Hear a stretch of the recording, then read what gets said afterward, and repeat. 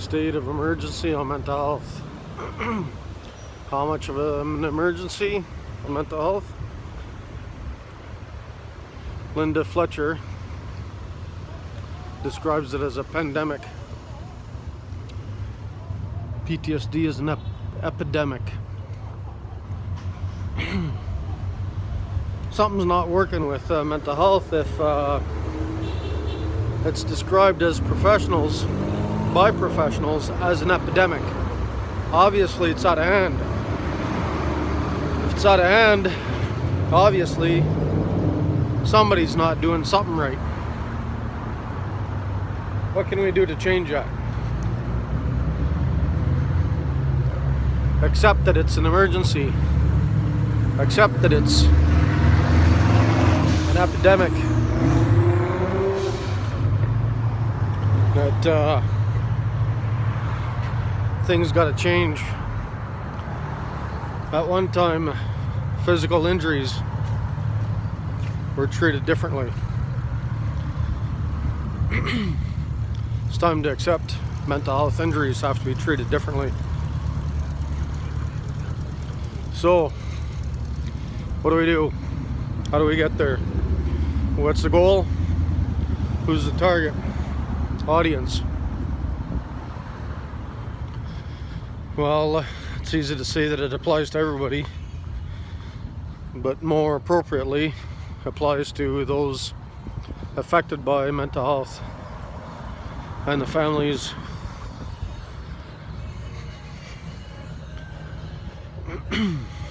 How do we get there?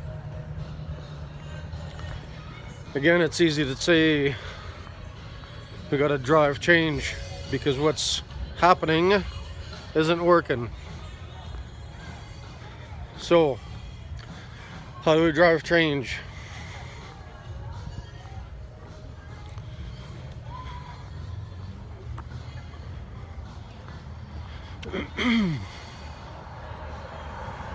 I think it's as simple as treating physical injuries like correction. Let me rephrase that. I think it's as simple as treating mental health injuries in the same manner physical injuries are treated. Take it for a minute. If somebody had a broken leg,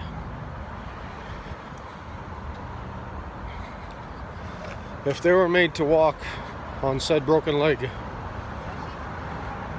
the injury would only worsen. So why are mental health injuries, those with mental health injuries, expected to function or do things they can't do?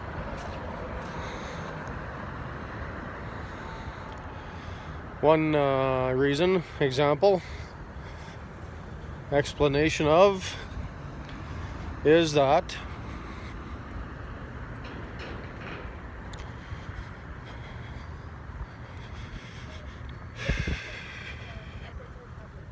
it hurts to open emotional wounds.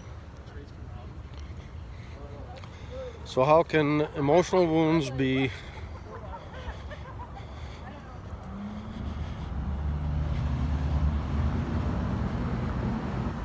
how can it be made easier to open emotional wounds? That's a good way to put it. That is conveniently something I was involved with 2 other vets. One was an RCMP officer and another was infantry in the Army. And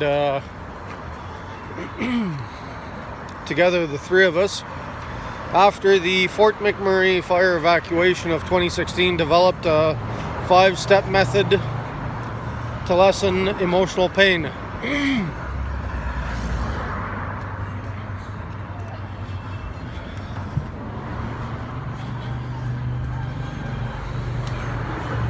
That 5-step method is exactly the same process that's taken to open physical wounds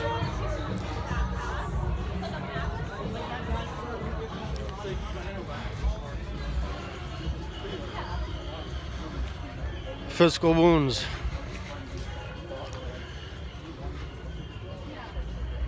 To open a scab of a physical wound, you may book an appointment with a doctor. That's planned in advance. You may get a ride. You may get an ambulance. The nurse may come see you.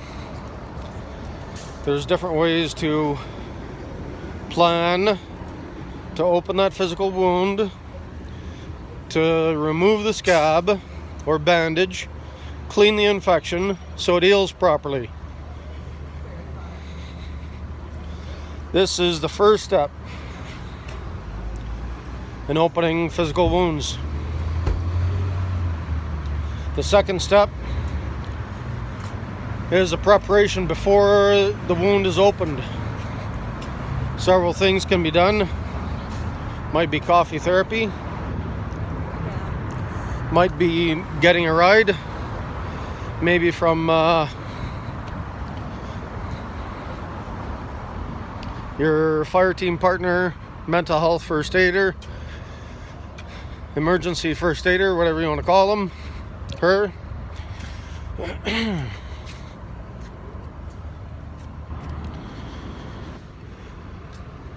You might grab some coffee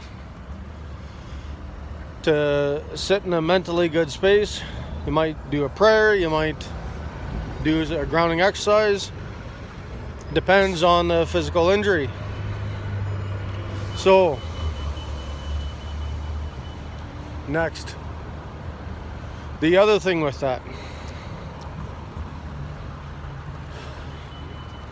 the doctor may freeze the injury to make it easier to open the wound, to make it easier to remove the scab, to make it easier to remove the bandage. Without those steps, if somebody had to endure hard physical pain to remove a scab so the doctor could remove the infection without maybe a local anesthetic, or is that the word, to freeze the area, without the proper preparation, without the mental health aspect, whether it's coffee therapy or a prayer,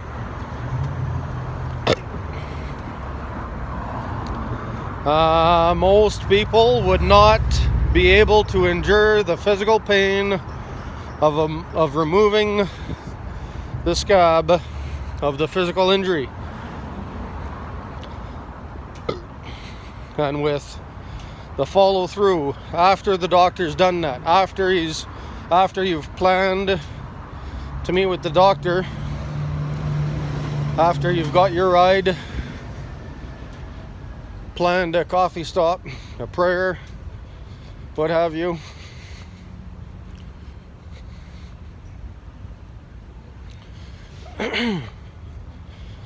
after the doctor's opened the wound,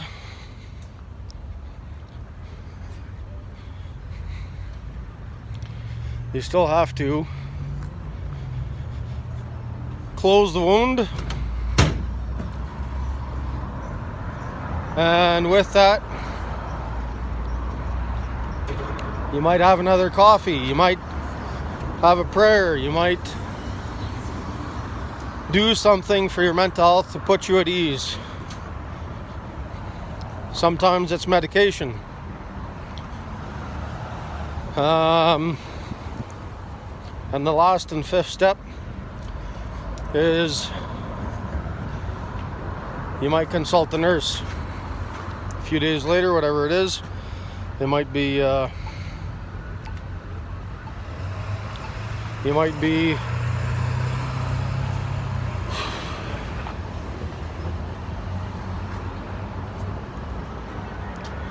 be meeting, booking, scheduling something with a professional to make sure that the bandage and the wound is doing good. There might be a checkup. but I would say that's the 5th step in opening physical wounds.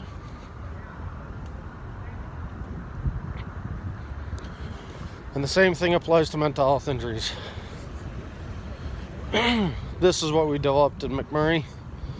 This is what makes it easier to tackle your obstacles, your injuries, your fears.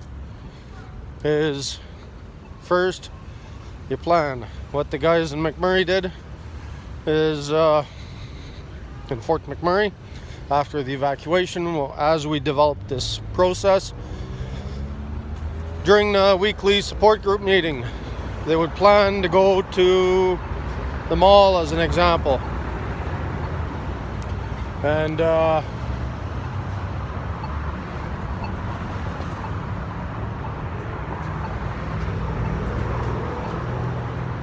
so they'd plan to go together. They would plan an exit strategy, an emergency scenario. They would plan, and it's important to think about these things so that when it happens, they're prepared for it. So they would talk about all of this in the planning stage, like a military mission.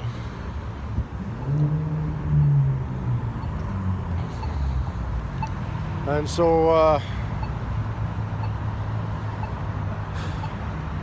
time, location, day, you name it. And so then they would meet at the mall parking lot. At the mall parking lot, they would sit in a pickup, do a grounding exercise, prayer, meditation, coffee therapy, whatever you choose. Something that puts you in a good mental space, calm, relaxed, forget about the day's woes, focus on the mission at hand. A huddle, whatever it might be.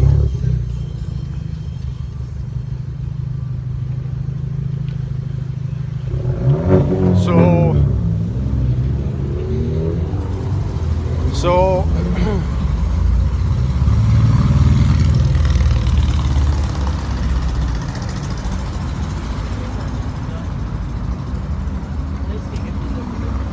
the 3rd step, the mission, they would face their challenge, walk through the mall, and they had an exit strategy. They had, even though both of them had the same struggle to go into public spaces, they might have different triggers. So they were their own emergency first aider. So they weren't facing it alone. They had a buddy system.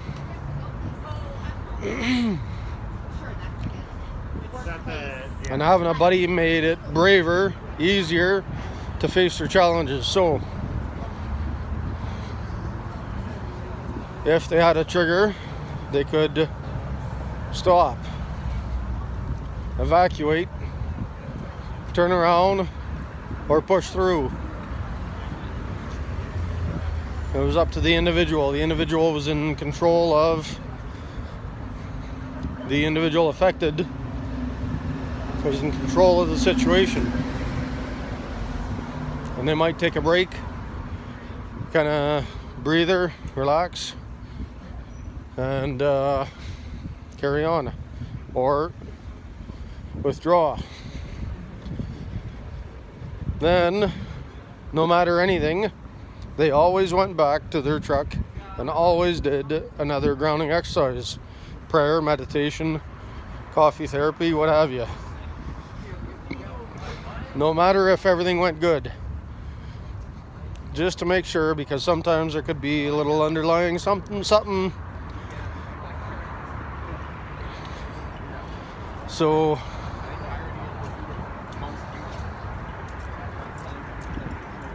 no matter anything, even if everything went good, they always went back. No matter how it turned out, they always went back and did a grounding exercise, meditation, coffee therapy, prayer, what have you. And so The fifth step is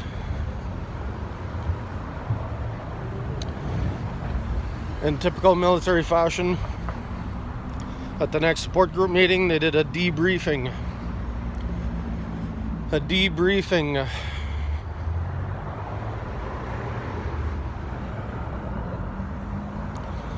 So they would that would give them a few days to think about it, to process how all that made them feel, and then they would talk about that at the next support group meeting, and that would give them a chance to vent, get it off their chest in a supportive environment. And that has a lot to do with saving my life every day of the last 6 years.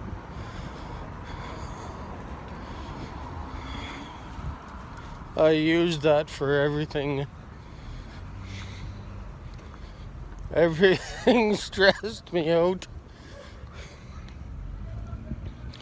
But I learned to schedule my stress. Some days I knew I'd be in a better position to handle different stresses, so I could schedule a stress on certain stressors on Mondays, certain stressors on Tuesdays, some stressors in the morning,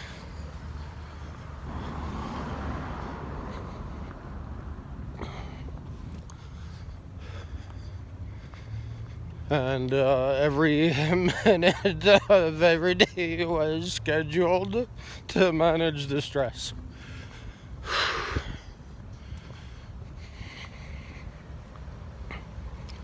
So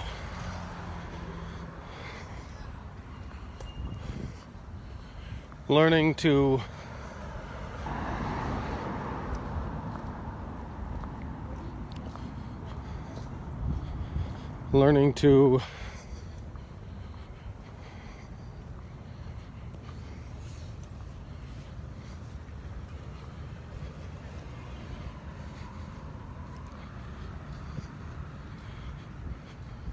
open emotional wounds is absolutely deadly important. Makes it so much easier to face obstacles if you can learn to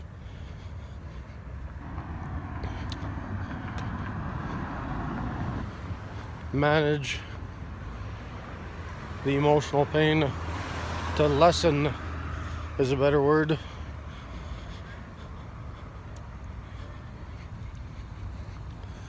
It's so deadly important to learn to lessen the emotional pain so that it doesn't hurt as much when you do face your obstacles, struggles, challenges.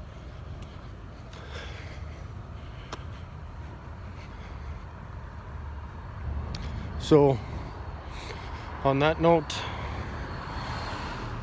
remember to like, subscribe, share, all the good stuff, and